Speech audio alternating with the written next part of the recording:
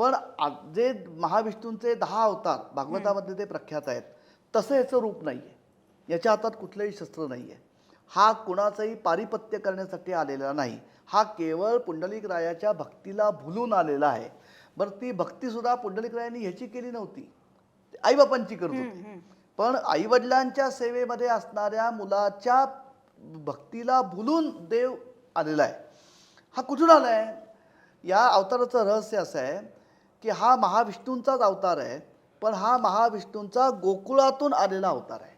ज्ञानदेवांचा एक अभंग असा आहे की पुंडलिकाच्या भावार्था गोकुळीहुनी झाला येता.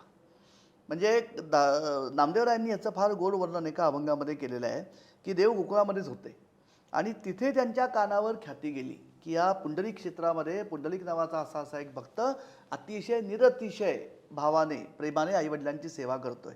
म्हणून ते कौतुक बघण्यासाठी बरोबर 500 गोपाळ म्हणजे 500 गाई गोपाळ यांना घेऊन बालकृष्ण वृंदावनात किंवा गोकुळातून पंढरपूरला आले.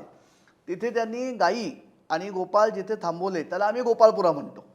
तिथे त्यांना ठेवून देव एकटेच पुंडलिकाकडे आले. त्यामुळे नामदेव असं म्हणतात की पुंडलिकाच्या भावार्था गोकुळीहुनी झाला येता. म्हणजे हा महाविष्णूंचा 8वा अवतार म्हणजे भगवान श्रीकृष्ण आणि बालकृष्णाचं रूप म्हणजे विठ्ठल आहे. त्यामुळे हा पुन्हा एक थोडा आवर्जून नोंदवायला पाहिजे भाग असा की वारकरी संप्रदायाने शिकवलेली जी कृष्ण भक्ती आहे ती बालकृष्णाची भक्ती आहे, ती कुमार कृष्णाची भक्ती नाही आहे. त्यामुळे उत्तरेकडे किंवा पूर्वोत्तराच्या कृष्ण भक्तीमध्ये जो मधुरा भाव आहे तो मधुरा भाव महाराष्ट्रातल्या भक्तीत नाही आहे. इथे वात्सल्य भाव आहे कारण हा बालकृष्ण आहे.